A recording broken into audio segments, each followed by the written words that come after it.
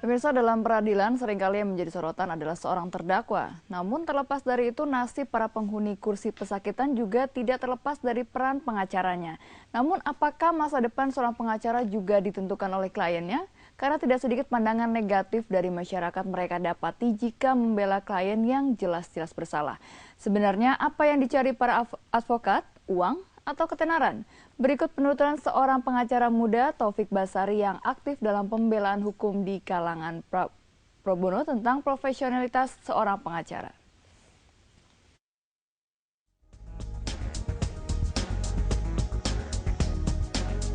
Memberikan bantuan hukum memang kewajiban seorang advokat, baik di luar maupun di muka pengadilan. Kepada siapa bantuan itu diberikan sama sekali tidak menjadi pertimbangannya, karena Undang-Undang Advokat Nomor 18 Tahun 2003 secara jelas menyatakan seorang pengacara wajib memberikan bantuan hukum kepada siapapun tidak terkecuali. Satu-satunya hal yang menjadi pertimbangan adalah kasus yang mereka hadapi. Dewasa ini, sosok pengacara yang memberikan pembelaan secara cuma-cuma terbilang sedikit, apalagi mereka yang sudah ternama. Dari sekian banyak penasihat hukum yang malang melintang di dunia peradilan, sosok Taufik Basari salah satunya. Menangani kasus-kasus besar seperti advokasi terhadap pimpinan KPK Bibit dan Chandra, tak membuat dirinya lupa akan kewajiban membela hak kaum tak mampu di muka hukum. Sebut saja kasus penggusuran layan Kali Adem, kasus skorsing mahasiswa UI, pernah dimenangkannya. Berangkat dari Lembaga Bantuan Hukum Jakarta, alumnus Universitas Indonesia, Fakultas Hukum dan juga Filsafat ini lebih fokus kepada pembelaan kasus pelanggaran HAM. Oleh karena itu, baginya pembelaan di muka hukum tidak hanya milik yang berduit, tapi juga mereka yang berekonomi lemah, terlepas dari salah atau benarnya si terdakwa yang kerap menimbulkan konflik batin. Nah, ketika prinsipnya begini, seorang advokat ketika ada orang yang meminta bantuan hukum, maka dia tidak boleh menolaknya, kecuali apabila ada hal-hal yang bertentangan dengan hati nuraninya. Iya, tapi ya sebagai penegak hukum, dirinya menyayangkan integritas hukum di Indonesia.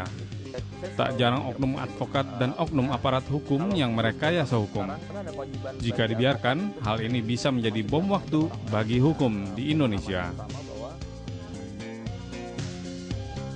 Kembali lagi, karena profesi advokat adalah profesi yang terhormat dalam arti dia ada untuk membantu orang lain, maka membantu orang lainnya tidak boleh kita kualifikasi hanya untuk orang-orang mampu saja. Kita harus sebar sedemikian rupa seorang advokat itu tidak hanya membantu orang lain karena dibayar, tapi juga dia membantu orang lain karena orang lain itu membutuhkan. Dalam menangani kasus, suami dari presenter Vesy Alwi ini tak sedikit mendapat tekanan dari pihak lawan. Mulai dari teror sampai tekanan saat persidangan pun kerap dihadapinya. Hal ini yang sering membuat keluarga khawatir. Namun berkat konsistensinya terhadap hukum untuk membela kebenaran, pendiri Lembaga Bantuan Hukum Masyarakat ini pun tak lantas mundur dari profesinya ini. Ajeng Rahayu, Tirta Wijaya, JAK TV. Ya, dan di studio telah hadir Taufik Basari, pengacara, advokat, dan aktivis dari hak asasi manusia. Dan Anda juga dapat berpartisipasi di telepon 02151551111. Selamat malam. Malam. Taufik, atau biasa dipanggil Mas Tobas ya? Tobas ini orang Jakarta ini sebenarnya. Tobas lahir Jakarta, jadi orang tua juga lama Jakarta kan. Bang Tobas, saya mau tanya nih, sistem peradilan Indonesia terkait dengan HAM. Kira-kira itu bagaimana? Apakah membaik atau memburuk sekarang? Saya katakan tidak ada kemajuan gitu. Artinya kita punya kesempatan untuk memperbaiki ini semua, namun momentum untuk melakukan perbaikan-perbaikan tidak dipergunakan dengan baik. Akhirnya kita jalan di tempat. Kenapa bisa begitu? Apakah memang ada mafia peradilan yang semakin kuat atau mungkin itu kurang dijadikan isu yang kuat? Ya, pasca 98 sebenarnya kita banyak punya momentum ya, punya kesempatan dan sebagainya. Tapi karena tidak ada kepemimpinan yang bisa membawa suatu perubahan yang mendasar, ya akhirnya ada perubahan-perubahan yang dilakukan, namun dampaknya tidak terlalu besar. Dia ada perbaikan-perbaikan yang seharusnya dia perbaikannya bisa lebih banyak gitu ya efeknya, tapi yang terjadi adalah ada perbaikan cuma efek-efeknya yang Nggak signifikan, tidak kecil. signifikan. Nah, jadi memang yang sekarang dibutuhkan adalah yang pertama adalah satu kepemimpinan yang kuat untuk membawa proses perubahan ini. Dan yang kedua ada satu partisipasi dari masyarakat yang sangat masif untuk mendorong perbaikan di bidang hukum ini. Itu yang dibutuhkan ya. Dan sebenarnya seberapa banyak sih kasus-kasus pelanggaran HAM yang tidak tuntas sampai saat ini? Kita masih sangat terbebani dengan pelanggaran masa lalu. Ya, ketika pergantian rezim sebenarnya ada kesempatan untuk itu, tapi sekali lagi tidak dipergunakan.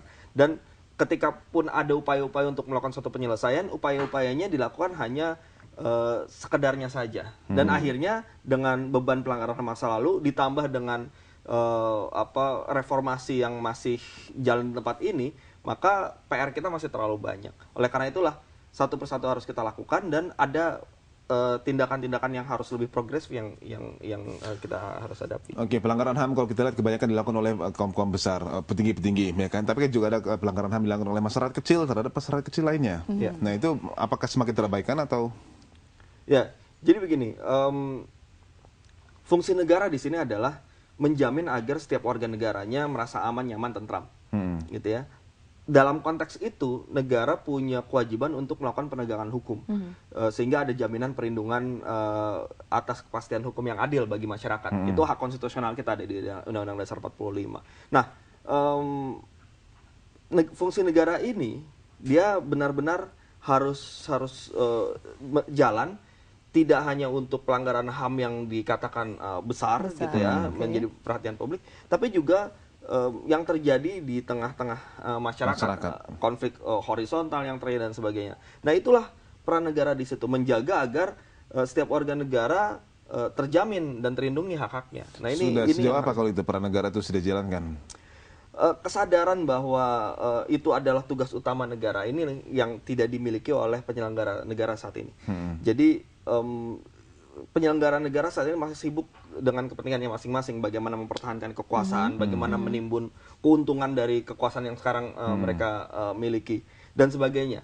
Padahal kalau kita bicara teoretik gitu ya, negara ini ada, kalau pakai teori kontrak sosial, ada semata-mata dibentuk oleh warga negara. Dan warga negara membuat kontrak sosial itu dengan memberikan amanat kepada pemerintah ini. Nah, jika kemudian amanat itu tidak dilaksanakan, ya berarti negara ini sudah tidak amanah. Maka sewaktu-waktu masyarakat bisa mencabut lagi amanahnya. Nah, kalau Mas Tobas sendiri melihatnya kasus-kasus HAM yang paling memprihatinkan kalau dari pandangan Anda, itu yang mana tuh? Saat ini kita sedang dihadapi satu persoalan terhadap jaminan atas kebebasan beragama dan berkeyakinan. Jadi di tengah-tengah masyarakat ada semacam konflik horizontal yang tidak mampu diselesaikan oleh negara. Negara tidak bisa memberikan jaminan terhadap hak tersebut. Juga soal kebebasan berpikir ya, baru-baru ini ada penyerangan terhadap upaya untuk melakukan diskusi yang diskusi yang ilmiah lah, dengan begitu. Tapi dilakukan pendekatan yang represif. Nah, sebenarnya sekali lagi setiap hak-hak ini, kebebasan beragama, berkeyakinan, mengutarakan pikiran dan sebagainya ini harus dilindungi oleh negara, sehingga ketika ada pihak-pihak kelompok-kelompok tertentu yang mencoba menghalangi kebebasan-kebebasan ini, maka negara harus mengambil tindakan tegas. Nah, disitulah fungsi negara menjamin bahwa negara ini berdiri berdasarkan hukum, karena negara kita negara hukum. Ya, itu step yang paling penting itu ya. Amanah tadi ya. Oke. Kita akan break pemirsa, dan ini saya juga mau nanya mengenai, kan karena berkaitan dengan HAM, mungkin ada nggak sih ancaman-ancaman terhadap keluarga dan juga terhadap pribadinya Mas Tobas? Tapi jangan dijawab dulu, kita akan break dulu. Tetaplah bersama kami di Ada Apa Berita.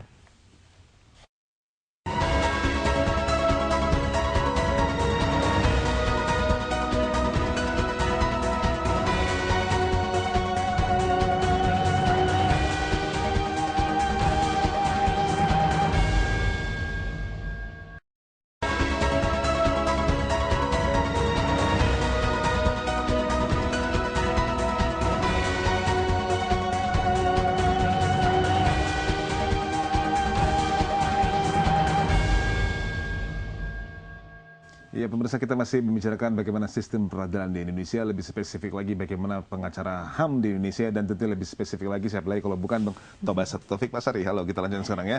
Dan kita sapa dulu, telepon sudah masuk, sudah standby di line telepon. Halo, selamat malam.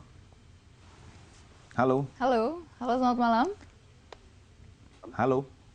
Halo. Ya. Ya, selamat malam. Bapak dari mana, Pak? Siapa, dari mana? Saya dengan Rocky, Pak. Pak Rofi, ya. Silakan, Pak. Baik, terima kasih. Saya sependapat ya dengan pembicara Saudara Taufik ya.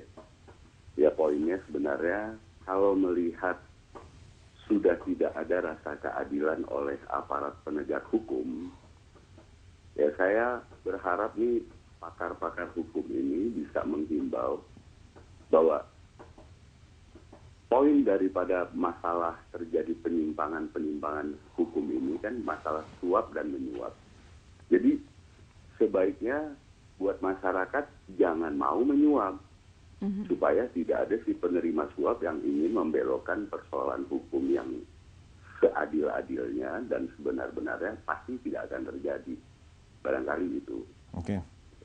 Jadi kalau seandainya kita sendiri ada inisiatif untuk menyuap, untuk meringankan beban dalam konteks ingin meminta keadilan sesuai hukum yang berlaku, itu saya pikir masalah penyimpangan hukum pun tidak akan ada. Baik, Pak Rocky, kami terima masukannya. Terima kasih, Pak Rocky. Oke, ini sangat terkait dengan pertanyaan saya berikutnya. Hotma Parsutapa yang mengatakan, kalau saya pengacara bersih, itu bohong namanya. Ya kan? Nah, Anda jelas-jelas menyangkal itu. Bagaimana Anda bisa mengklaim masih ada pengacara bersih di negeri ini? Ya, jadi memang advokat ini harus kita akui adalah salah satu aktor di dalam membuat kotornya peradilan gitu ya. Tapi tidak semua yang ketika saya menjalani profesi ini saya mengetahui ada banyak advokat-advokat yang coba tetap berjalan di dalam tracknya, tetap menjaga integritasnya dan tidak melakukan praktek-praktek suap. Nah, inilah kemudian yang saya coba ingin yakinkan bahwa bagi advokat-advokat lain jangan pernah berpikir bahwa cara-cara yang kotor seperti itu adalah cara-cara yang biasa dan bisa dilakukan. Oleh karena itu, saya ingin juga menghimbau kepada para advokat lain, mari kita sama-sama menyatakan diri kita untuk tidak lagi, bagi yang sudah melakukan, tidak lagi melakukan praktek-praktek itu. Bagi yang belum dan ingin mencoba-coba, jangan pernah mencoba. Dan bagi yang tidak pernah melakukan itu, tetap konsisten sehingga kita sama-sama memperbaiki peradilan ini. Kenapa ini menjadi penting bagi advokat? Ketika peradilan ini mudah dibeli, ya, artinya itu akan mengusik intelektualitas kita juga. Kenapa? Karena keahlian kita, kemampuan kita sebagai advokat itu tidak ada nilainya. Yang bernilai adalah kemampuan kita melobi, kemampuan kita menyuap peradilan. Akhirnya buat apa kita belajar hukum? Ya sudah, belajar melobi dan belajar caranya menyuap dengan benar, kan begitu. Jadi itu yang ingin saya tekankan kepada teman-teman advokat. Malulah jika kemudian kita tetap membiarkan praktek ini berlangsung. Harus kita lawan. Dan tapi berapa persen kira-kira yang masih dikatakan bersih itu? Masih ada, meskipun ya saya tidak tahu, tidak ada data statistiknya.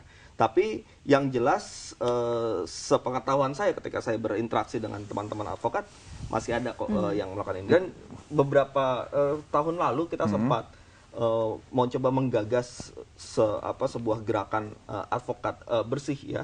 Dalam arti kita berikrar kita tidak mau melakukan itu lagi.